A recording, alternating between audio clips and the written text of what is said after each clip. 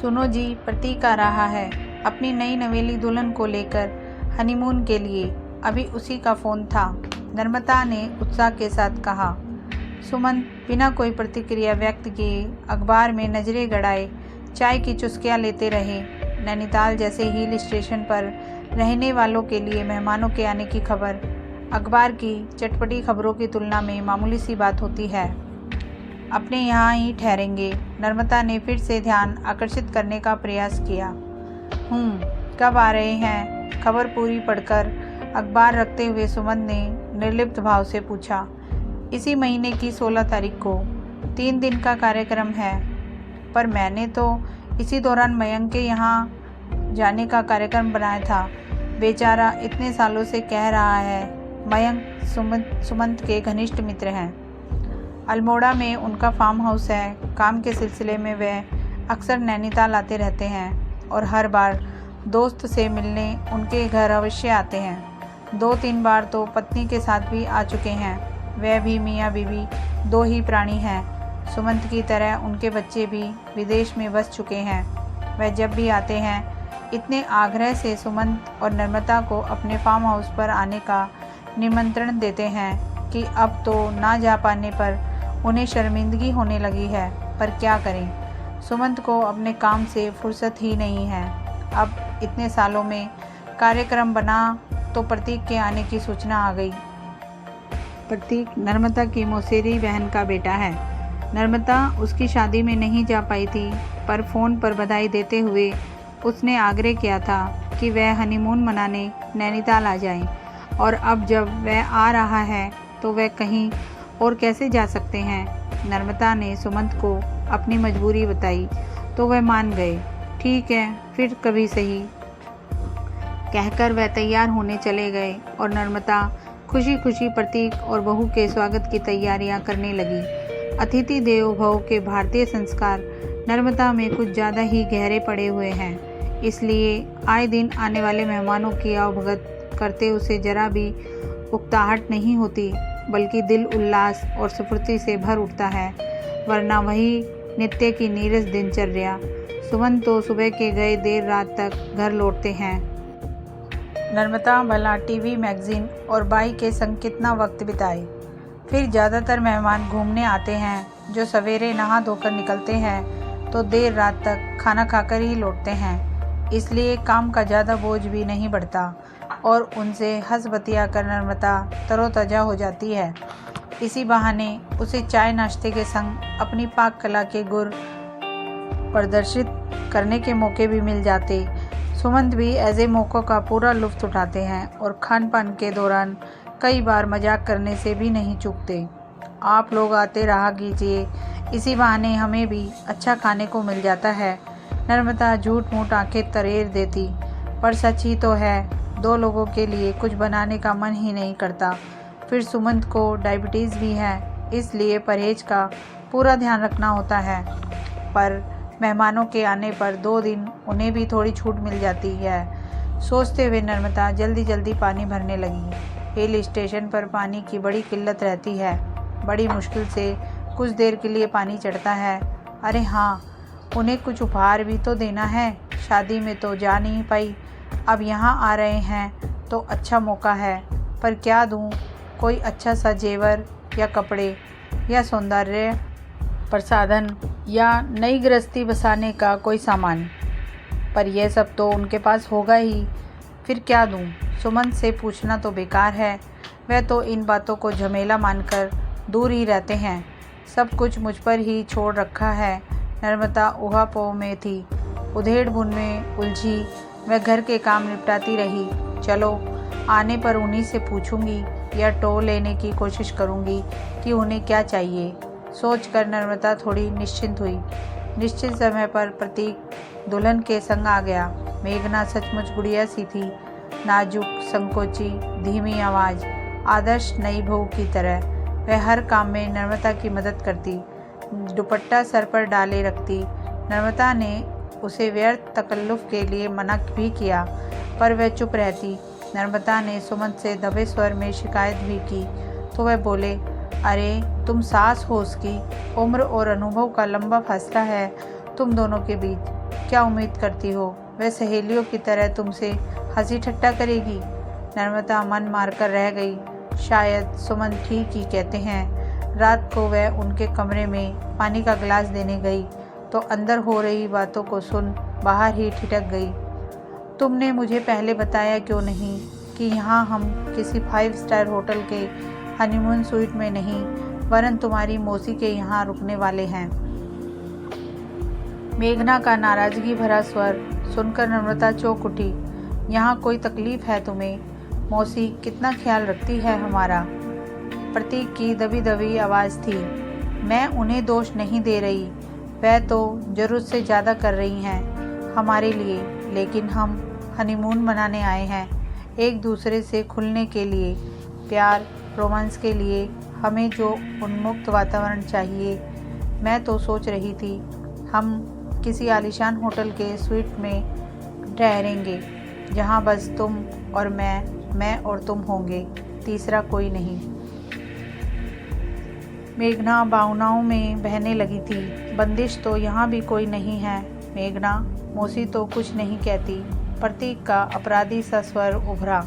तुम समझ नहीं पा रहे मैं क्या चाहती हूँ। मौसी तो नहीं कहेंगी, लेकिन मुझे तो लगता है ना, नहीं ब्याता हूँ, ससुराल है ये मेरा। संकोच जकड़े रहता है हर वक्त। तुमसे चुहल करते भी डर लगता है कोई देख ना ले। मैं तो इतनी उमंग से जींस स्कर्ट, पारदर्शी नाइटी और जाने क्या क्या संग लाई थी, पर अब यहाँ। मेघना के स्वर में हताशा झलक उठी थी। नर्मदा का मन ना चाहते हुए भी उसके प्रति सहानुभूति से भर ठीक ही तो कह रही है। बेचारी, हनीमून को लेकर नवविवाहिता के दिल में कितने अरमान होते हैं, ये भला मुझसे बेहतर और कौन समझ सकता है। नर्मदा अतीत की वादियों में गुम होने लगी। शादी से कुछ दिन पूर्व ही सुमंत की छोटी मोटी नौकरी लगी थी। हनीमून पर जाने जितने पैसे उनके पास नहीं हैं, यह जानकर मुझे बहुत आघात लगा था। सिनेमा देखकर, सहेलियों से सुनकर हनीमून के जो ख्वाब संजोए थे, उन्हें बिखरता देखकर मुझे घोर पीड़ा हुई थी। आज सुमन हर तरह से संपन्न है। हिल स्टेशन पर हमारा घर है। हर 2-3 साल में हम विदेश घूमने जाते हैं। लगभग पूरा विश्व घूम चुके हैं, पर हनीमून मना पाने का संतरांस आज भी दिल में शूल की तरह चुभता है। मैगजीन्स में जब हनीमून से जुड़े संस्मरण पढ़ती हूँ तो दिल में एक खालीपन उतर आता है। इस मधुर एहसास से मैं क्यों वंचित रही। आगे का वार्तालाप सुने बिना नम आंखें लिए नर्मदा जाकर अपने बिस्तर पर लेट गई। सवेरे वह सोकर उठी तो सिर भारी हो रहा था। मेघना को उसकी बिगड़ी हुई तबीयत का एहसास हो गया। लाइए, मुझे बताइए क्या करना है, मैं बना देती हूँ नाश्ता। अरे नहीं, अभी रमिया आकर बना देगी, तुम नहा धो लो। यहाँ पानी की थोड़ी किल्लत रहती है, कब नल आता है कब बंद हो जाता है पता ही नहीं लगता। ठीक है, मुझे बाल धोने हैं और कुछ कपड़े भी, थोड़ी देर लगेगी, कहकर मेघना नहाने चली गई। सुमंत ऑफिस निकल चुके थे, तभी प्रतीक का एक दोस्त जिसकी हाल ही में यहाँ नौकरी लगी थी, उससे मिलने आ पहुँचा। नर्मदा चाय नाश्ता तैयार करने रसोई में घुस गई। दोनों दोस्त बातों में तल्लीन हो गए। और बता यार, कैसा लग रहा है शादी करके? तू कुछ उखड़ा उखड़ा क्यों लग रहा है? कहीं भाभी से झगड़ा तो नहीं हो गया? अरे यार, हनीमून मनाने आया है तो मस्ती करना नहीं, बस ऐसे ही। मुझसे छुपा रहा है, अपने यार से छुपा रहा है।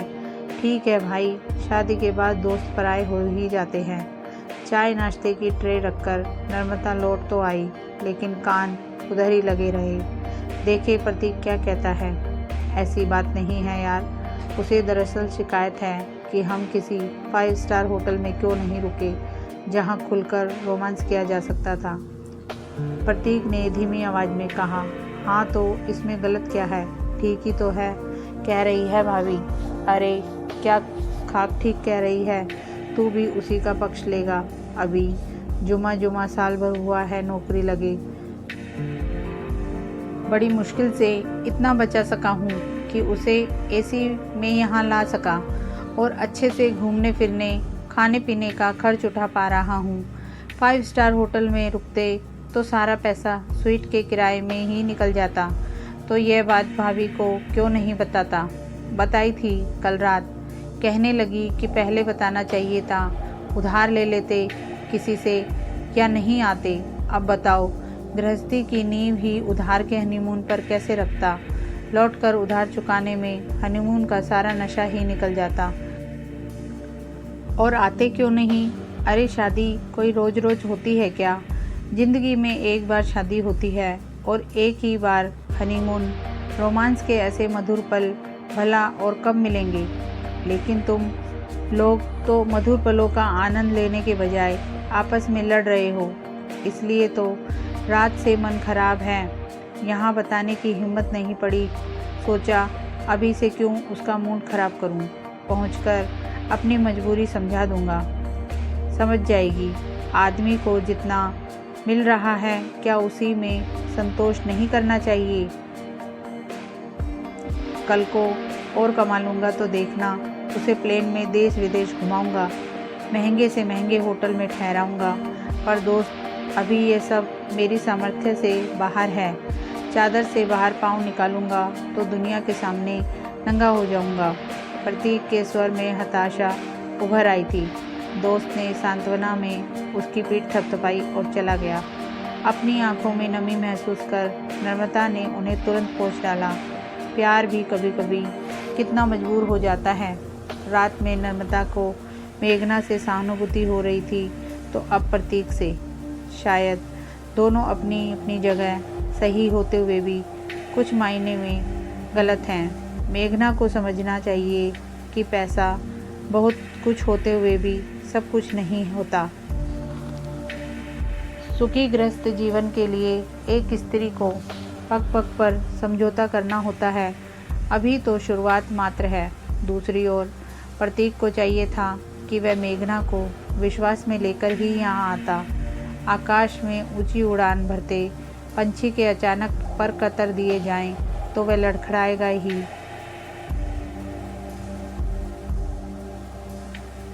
फिर भले ही आप कितना ही सहारा दो, संभलने में वक्त तो लगेगा ही। नम्रता गहन सोच में डूब गई थी। वह दोनों घूमने निकले। इससे पूर्व ही वह एक फैसला ले चुकी थी।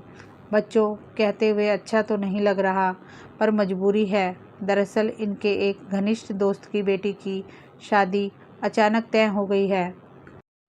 लव कम अरेंज्ड वाला मामला है, तो हमें कुछ दिनों के लिए वहाँ जाना पड़ रहा है। तुम चाहो तो यहाँ रुक सकते हो, मैं चाबी दिए जाती हूँ। लौटते वक्त पड़ोस में दे जाना। नहीं मौसी, उसकी ज़रूरत नहीं है, आप निश्चिंत होकर जाइए। हम अभी होटल में शिफ्ट हो जाते हैं। वैसे भी पूरा दिन तो हम बाहर ही रहते हैं। प्रतीक ने बीच में ही अपना मत रखा। सब कुछ नम्रता की योजना अनुसार ही हो रहा था। अच्छा बेटा, जैसी तुम्हारी मर्जी, पर यदि तुम्हें होटल में ही शिफ्ट होना है तो इनके एक दोस्त का यहाँ 5 स्टार होटल है, वहाँ सही कीमत पर हम तुम्हारे लिए स्वीट बुक करा देते हैं।